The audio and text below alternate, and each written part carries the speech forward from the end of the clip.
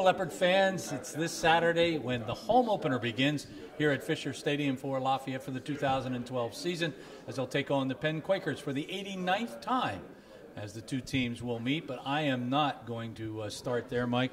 I'm going to go back to last Saturday, because what a great ball game. We were there. Weather conditions were horrible. But it was not horrible on the Leopard side of the sideline. It was amazing. It really was. Just to see them come together in all facets of the game was unbelievable. The way they persevered through the rain delay, took a big punch from William & Mary coming out of the locker room, and then came back and really finished the game off the way you want. Even though they gave up a late touchdown, they made William & Mary use their timeouts, and they did what they had to do. It was just a great time down in Virginia. I think what both you and I were impressed with was the fact that it was such a team effort.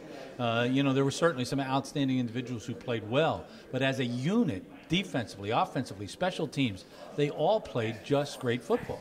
It was incredible the way they picked each other up as well, and even when they had some downtime, other guys picked each other up. The defensive linebackers was a question mark.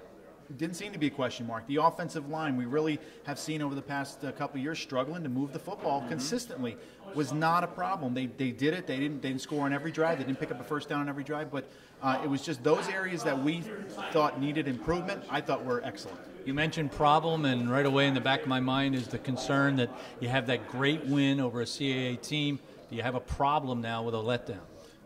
You would think you would, but I tell you what, coming off that and coming home, if it was another away game, I may have a problem with that. But coming home for their home opener, I don't think Lafayette will have a problem. And they've had great success against Penn just in the last 5 years. Penn's in the same position as Lafayette was last week in that they have not played a game this year.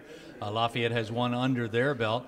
But what they do have, I think, is the revenge factor. Lafayette really beat them up last year. And, in fact, I thought it was the Leopards' best game of the season. It definitely was, and I think they embarrassed them a little bit, especially in that second half. They do have 7 returning starters on offense. They have a terrific defensive line, which really goes hand in hand with what Lafayette has. So they're going to come in here, and they're going to have something to prove. But Lafayette, on the other hand, has things rolling in the right direction with that senior quarterback leadership and defensive line with Lister and the rest of those guys. Something's brewing here.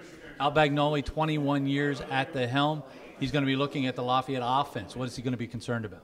Well, you got to be concerned right away about shoot. I mean, you got a kid that can throw it, can run it, show some skills running the football.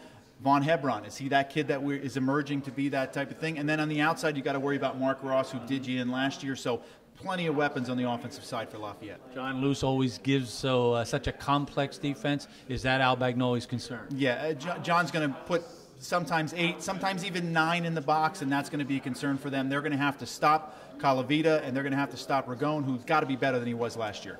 They come in with a lot of experience. Our last note, they've got almost their quarterbacks are back, their running backs are back, their receivers are back, their tacklers are back, and they're coming back with a little bit of revenge. This should be a great football game. Yeah, it should be a slugfest. It really should. And I think the team that turns the ball over least, which is the story of the game every week, is the team that will come out on top. Well, Mike Joseph, John Leone, and I will see you on Saturday on GoLeopards.com, also on RCN Television and WBPH Channel 60. Game time, kickoff 6:05. But you don't want to miss the introduction, because that's when Mike shines. So thanks for joining us on GoLeopards.com.